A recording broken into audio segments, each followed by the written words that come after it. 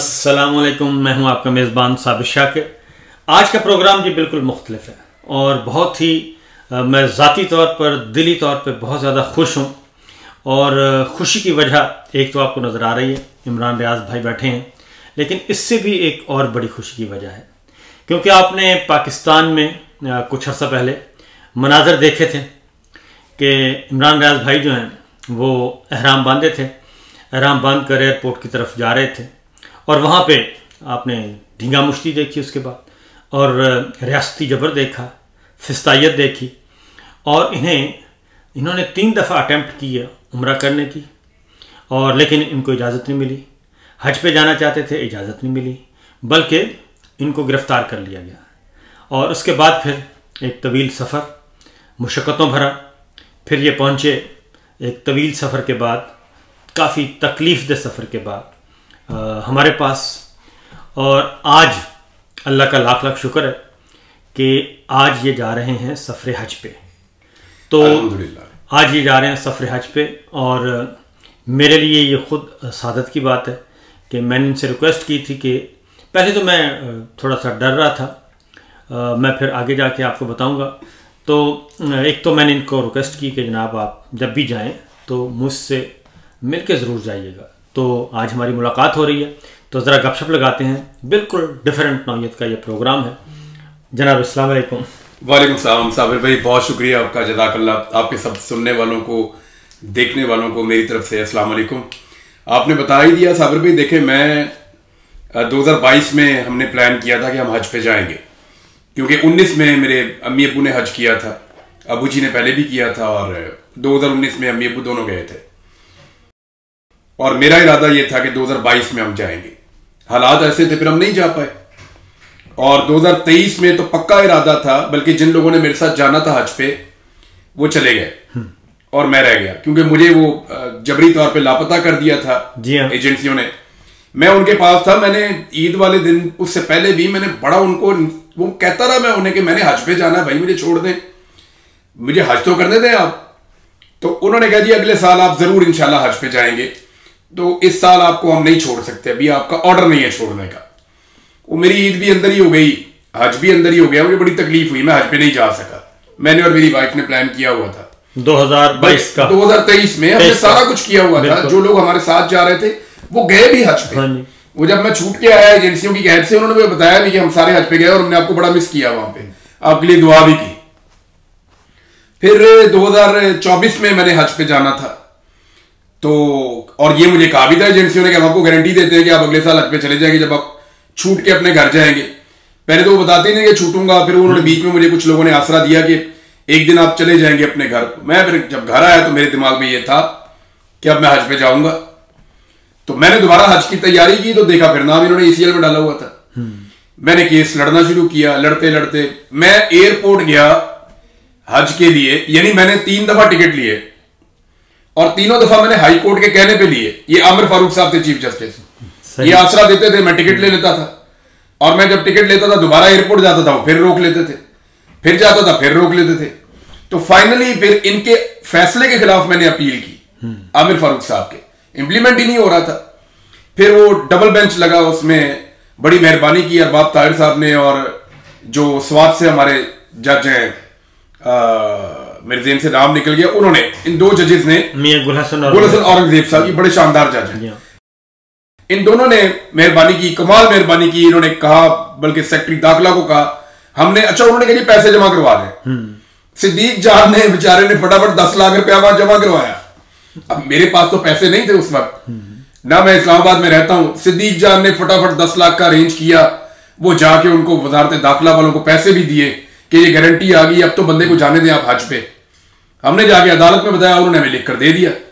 अब मैं एयरपोर्ट में गया तो एयरपोर्ट जाने से पहले मुझे बताया जी कि वहां तो बड़ी दुनिया खड़ी है, आपको पकड़ने के लिए तकरीबन कुछ 200 के करीब आदमी है, हर दरवाजे पे, हर जगह पे वो आपको ढूंढ रहे हैं, वहां पे हर गाड़ी की डिक्कियां तक चेक कर रहे हैं।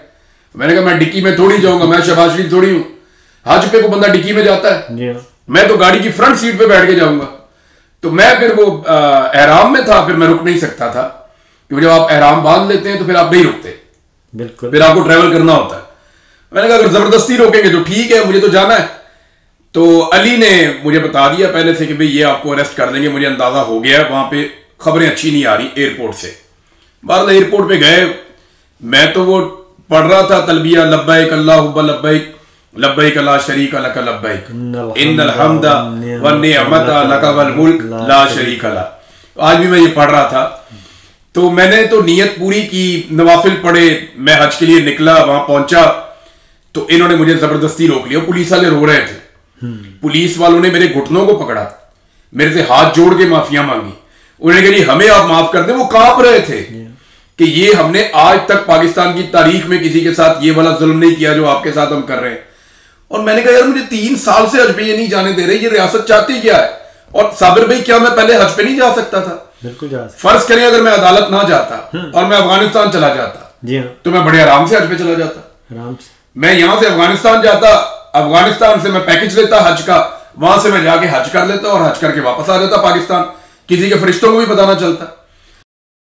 तो मुझे इनको लगा कि पता नहीं ये रोक के किसी, मैं सीरियसली मुझे ऐसा लगता है कि ये किसी के अंदर की नफरत है, बोगस है, वरना हज पे कौन किसको रोकता है?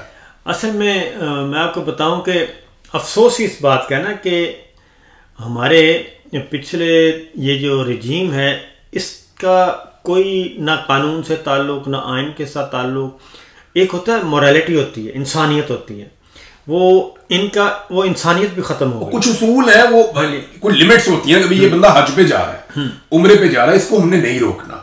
देखें अगर कोई बंदा हज पे जा रहा है और वहां से वो कमिटमेंट तोड़ देता है, यानी वो कमिटमेंट देके गया था ना मैं अदालत को कि मेरा इस तारीख को हज खत्म हो जाएगा, इस तारीख को मैं अदालत में आ जाऊंगा। अभी समी इब्राहिम साहब गए ना, अपने बच्चों को मिले, वापस आ गए ना, वापस आ गए। जो कमिटमेंट दी वो पूरी की। कमिटमेंट मैंने भी पूरी करनी थी। मैं दोबारा उस अदालत में गया था कि जनाब मुझे हज पे नहीं जाने दिया, जज साहब मैं आ गया हूं, खतरे के बावजूद गया था। तो जज साहब ने कहा आपको आने की जरूरत नहीं, हम खुद इनको देख लेंगे, वो केस अभी भी पेंडिंग है वहां पे। तो मेरी ये नियत थी। और मैं आपको बताऊं, जब मैं पाकिस्तान से अफगानिस्तान क्रॉस कर रहा था ना, जब मैं निकला हूं पाकिस्तान से, उस वक्त मेरे दिमाग में जो बड़ी 2-3 चीजें थी, उनमें एक मेरा हज था कि इन्होंने मुझे 3 साल से हज नहीं करने दिया। मैं कहीं भी पहुंचूंगा, किसी भी मुकाम पे होऊंगा, मैं इस साल हज जरूर करूंगा इंशाल्लाह। तो अल्लाह ताला बड़ा मेहरबान है। आपने और कुछ दोस्तों ने बड़े तहफ़्फ़ुज़ात का भी ध्यान दिया। वो मैं पूछने लगा था, मैंने तो इमरान भाई को कहा था कि भाई आप इस दफ़ा ना जाएं क्योंकि अभी मूड अच्छे नहीं है, क्योंकि बार बार जो मैसेजिंग की जाती है वो यही है कि जनाब नफ़रत बहुत है, बहुत ज़्यादा नफ़रत है, इस तरह से हो जाएगा, ये हो जाएगा, वो हो जाएगा। तो मैंने इमरान भाई से बात की, मैंने कहा कि आप ना जाएं। तो इसके बावजूद आपने कहा कि मैंने जाना है, तो फिर इन्होंने मुझे जबरदस्ती हज से उठा के ले जाएंगे, ले जाओ उठा के, और मुंह काला करना है तो और कर लो। मैं कोई इनकी गिरफ्तारियों से डरता थोड़ी हूं। 10 दफा इन्होंने मुझे गिरफ्तार किया, इन्होंने मुझे अगवा किया, मार कुट के देख लिया। इन्हें ये पता है ये बंदा डरता नहीं है, इन्हें इस बात का आइडिया है कि ये डरता भी नहीं है, कंप्रोमाइज भी नहीं करता। मैं सिर्फ और सिर्फ यहां मौजूद हूं अपनी आवाज के लिए कि मेरी आवाज ये बंद कर देते हैं बार बार। मेरी आवाज बोलती रहनी चाहिए, जो मेरा हक है बोलने का वो होना चाहिए। और जिंदगी में और भी आपकी रिस्पॉन्सिबिलिटीज होती हैं, तो उनको भी मुझे अदा करना था। तो मैं अपनी रिस्पॉन्सिबिलिटीज के लिए अपने आप को, अपनी जान मैंने बचाई है फॉर द टाइम बीइंग। गिरफ्तारी से कौन डरता है? ये मुझे हज पे आके पकड़ना चाहते हैं और मुंह काला करना ना इन्होंने, तो साबिर भाई वहां पे आके कर ले, मेरी तरफ से इनको खुला चैलेंज है। ये इससे ज्यादा तो और ये कुछ नहीं कर सकते। अल्लाह ताला खैर करेगा इंशाअल्लाह। आप खैरियत से आएंगे, खैरियत से जाएंगे, खैरियत से आएंगे। और ये कर भी क्या सकते हैं, इसके अलावा और कर क्या सकते हैं आप इसके बाद इसके अलावा साबिर भाई ये सोच तो आप नहीं बदल सकते हैं ना? सोच नहीं बदल सकते, ये बात सही है। क्योंकि अभी भी पाकिस्तान की तारीख में मुझे वो बता रहे थे दोस्त कि एक ही आदमी है जिसको हज से रोका गया, और वो मैं हूं। ये किसी के साथ इन्होंने ये वाली ज्यादती नहीं की, किसी के साथ ये वाला जुल्म नहीं किया। मैंने ये पूरा साल जिस तकलीफ में गुजारा है ना, मैं साबिर भाई आपको बता नहीं सकता। मुझे दोस्तों ने कहा कि उम्रे पे चलो, मैंने कहा जी मैंने पहले 2 मरतबा उम्रा किया हुआ है। अभी जब मैं निकला था तो मुझे उम्रा भी मैं कर सकता था, लेकिन मैंने अपने दिल में ठान ली कि मैं अब अल्लाह के घर हज करने के लिए इंशाल्लाह जाऊंगा इंशाल्लाह। और अब वो वक्त आ गया है, मैं आज ट्रेवल करने जा रहा हूं साबिर भाई। और ये वीडियो शायद उस वक्त अपलोड होगी जब लोगों को पता चल जाएगा कि मैं हज पे चला गया हूँ। बिल्कुल इंशाल्लाह। और ये मैं रिकॉर्ड भी इसलिए करवा रहा हूँ कि चंद चीजें मैं बताना चाहता हूँ। हाँ, मैं कैमरे में देख लूँ आपके साथ? बिल्कुल बिल्कुल आए। मैं चंद चीजें बताना चाहता हूँ जी कि ये वीडियो आप उस वक्त देख रहे होंगे जब मैं हज पे हूँ। दो ही चीजें हो सकती हैं, या तो मैं अपना आराम से हज करके वापस आ जाऊंगा, या फिर से पाकिस्तान का निजाम जाएगा, ये सऊदी अरब की मिन्नत करेंगे, तरला करेंगे, हो सकता है कोई ये वहां पे शरारत करने की कोशिश करें, मुझे उठाने की कोशिश करें, अगवा करने की दोबारा कोशिश करें, तो ठीक है ना, करें। इससे पहले भी इन्होंने यही किया तमाशा, ये दोबारा करके देख लें। इनका तरीकाकार ही है, इख्तलाफी आवाज को ये बर्दाश्त नहीं करते। मैं आज सुन रहा था आर्मी चीफ को, उन्होंने कहा जी कोई चीन और अमेरिका की फौज पे तनकीद करता है तो सर चीन और अमेरिका की फौज मार्शल तो नहीं लगाती ना, उनकी हरकतें ही नहीं है तनकीद वाली। और फौज पे कौन तनकीद करता है? फौज की तो सारे तारीफ करते हैं। तनकीद होती है मिलिट्री एस्टेब्लिशमेंट की गंदी पॉलिसियों की, जिसके तहत वो मुल्क को कंट्रोल करने की कोशिश करते हैं, जिसके तहत वो काबू करते हैं पूरे निजाम को, जिसके तहत वो हुकूमतें बनाते हैं और गिराते हैं, जिसके तहत वो इदारों पे कब्जा करते हैं, जिसके तहत वो अदलिया पे कब्जा करते हैं, जिसके तहत वो जबरी तौर पे लापता करते हैं, मीडिया को कंट्रोल करते हैं। तो ये चीजों के ऊपर तनकीद होती है। अगर ये चीजें ना करें तो चीन और अमेरिका की फौज की तरह, यानी इंडिया की फौज जंग हारी हुई है, लेकिन उनके मुल्क में उनकी जो पॉलिसीज है मिलिट्री एस्टेब्लिशमेंट की, उनके ऊपर तनकीद नहीं हो रही। पाकिस्तान के अंदर आप लड़ाई जीते हुए हैं, अल्लाह ने आपको इज्जत दी हुई है, लेकिन फिर भी तनकीद की जद में वजह यह नहीं है कि आप लड़ते कितना अच्छा है, वजह यह है कि आप अपने लोगों के साथ क्या कर रहे हैं। आपने यह भी कहा कि आइन में कोई इजाजत नहीं है कि फौज के ऊपर तनकीद की जा सके, तो सर आइन में तो यह भी इजाजत नहीं है कि हुकूमत बनाई जाए और गिराई जाए। आइन तो और भी बहुत कुछ कहता है, और पाकिस्तान में अगर कभी आइन टूटा है तो ज्यादातर आइन तब टूटा है जब मिलिट्री एस्टेब्लिशमेंट ने आइन तोड़ा और मुल्क पे कब्जा किया है, वरना इस मुल्क में तो आइन टूटा ही नहीं। सिविलियन बेचारे क्या आइन तोड़ेंगे, उनकी तो औकात ही कोई नहीं है, वो तो तोड़ ही नहीं सकते, कानून के साथ बंधे हुए। तो मैं हज करने के लिए जा रहा हूं, मेरा सिर्फ और सिर्फ मकसद है अपना जो मजहबी फरीजा है उसको अदा करना, और इसके बीच में जो रुकावट डालेगा मेरा रब जाने और वो जाने। इससे पहले भी मैं हज करने जा रहा था, मेरी खालिस नियत थी हज करने की, और बार बार टिकट मैंने लिए, और वो टिकट आपको पता है रिफंड भी नहीं होते साबिर भाई जी हाँ। और मैंने यहां से भी अभी जो हज का सारा वो सिस्टम लिया, मैंने कोशिश की कि मैं सही टाइम पे जाऊं, सही टाइम पे हज करूं और वापस आऊं। तो मेरी नीयत खालिसतन मेरे रब को राजी करने की है, मेरी नीयत हज का फरीजा अदा करने की है। अल्लाह ताला मेरा हज कबूल करे। पूरे पाकिस्तानियों से सबसे दरखास्त है, आप दुआ कीजिएगा कि अल्लाह ताला मेरा हज कबूल करे और मेरी दुआएं कबूल करे। मैं आप सबके लिए दुआ करूंगा, पाकिस्तान के लिए दुआ करूंगा, साबिर भाई आपके लिए भी, सबके लिए। और इंशाल्लाह हमने जाना कहां है, अल्टीमेटली आना तो सबने पाकिस्तान में, हमने रहना भी पाकिस्तान में। आप वहां पे जाएंगे, बेशुमार दुआएं करेंगे, और जाहिर दुआओं का ही वो, तो कोई 3 दुआएं बताएं। वो तो अल्लाह का और मेरा मामला है, अल्लाह का और मेरा मामला। देखें मैं ना साबिर भाई अल्लाह रब्बुल इज्जत के साथ, आप पाकिस्तान को कैसा देखना चाहते हैं, अल्लाह ताला को क्या कहेंगे? यार मैं पाकिस्तान के बारे में जब सोचता हूं ना, तो मैं पाकिस्तान को ऐसा नहीं देखना चाहता जैसा वो अब है। मैं पाकिस्तान को आजाद देखना चाहता हूं। मैं चंद हाथों के अंदर जकड़ा हुआ पाकिस्तान नहीं देखना चाहता। मैं चाहता हूं कि मेरे पाकिस्तान के अंदर एक आम आदमी की राय का भी उतना ही एहतराम हो जितना खास लोगों की राय का एहतराम होता है। बंद कमरों के अंदर बैठ के 10 लोग फैसला करें, इससे बेहतर है 10 करोड़ लोग एक सूबे के फैसला करें कि वहां क्या होगा। मैं ये चाहता हूं कि पाकिस्तान के अंदर से रूल ऑफ लॉ है, आजादी इजहार राय हो।